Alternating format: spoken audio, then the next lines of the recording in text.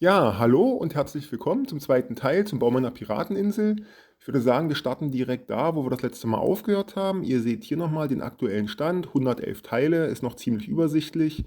Ähm, Entstanden ist die Idee von dem Set 6235. Das war mein erstes Piratenset damals in den 80ern. Ich hatte es euch hier nochmal mitgebracht, nochmal nachgebaut, allerdings ohne den Affen und ohne den Piraten. Die sind in meiner Version enthalten. Eigentlich ein ganz cooles Konzept. Pirat, Insel, versteckter Schatz. Hätte man damals schon deutlich mehr draus machen können. Das war ja jetzt auch, denn auch meine Idee. Mein nächster Zwischenschritt sollte ja sein, das Ganze auf 4 bis 6 Baseplates zu machen. Die habe ich hier schon mal angeordnet. Die werden später natürlich noch farblich anders gestaltet, in Blau und Azurblau, damit es einem tropischen Inselparadies doch optisch sehr nahe kommt.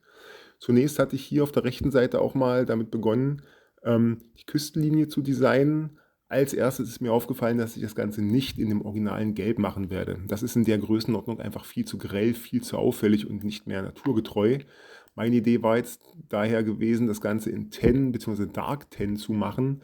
Dark Tan für den Küstenbereich, der halt vom Wasser überspült wird, und den Küstenbereich, der trocken bleibt, halt in Tan. Ich denke, das ist deutlich näher, also optisch deutlich näher an der Realität dran, als das Ganze mit dem stumpfen Gelb zu machen. Und hier im oberen Bereich seht ihr die Kontur von so einem Felsen, den ich da später mal hinbauen will. Der Felsen wird natürlich noch deutlich wachsen, sieht hier sehr blau aus, ist aber in der Realität Dark Bluish Gray, beziehungsweise Einstein auch in Light Bluish Gray.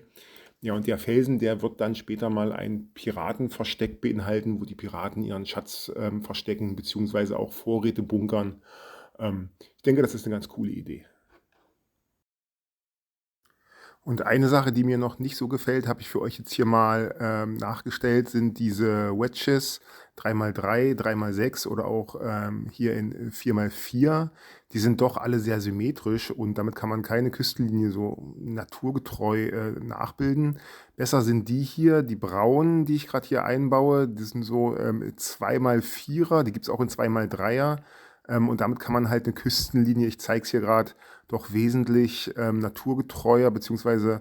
Wesentlich besser darstellen, weil sie halt dazu geeignet sind, um Konturen nachzuziehen, die nicht komplett symmetrisch sind. Das klappt damit wesentlich besser. Leider habe ich sie nicht vorrätig und muss sie erst bestellen.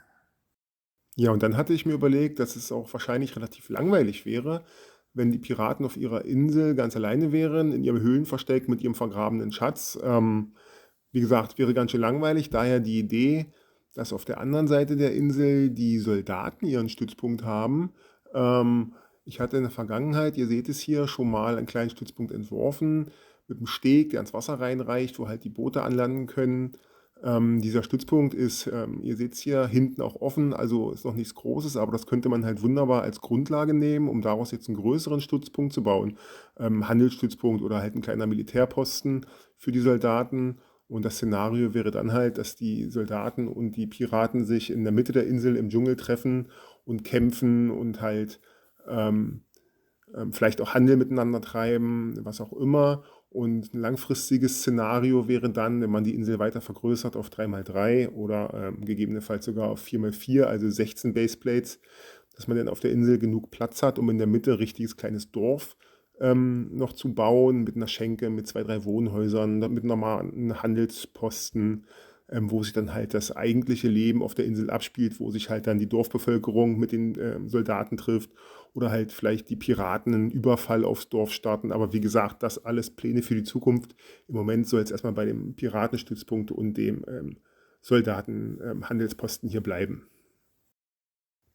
Ja, die neue Brickling-Bestellung ist eingetroffen. Gerade noch rechtzeitig, um euch das Ganze hier zu zeigen. Diesmal ein bisschen mehr als 350 Teile. Hier auf der rechten Seite haben wir ein paar Plates, beziehungsweise so eine Corner Plates in Tan und Dark Tan. Die sind für den Strand.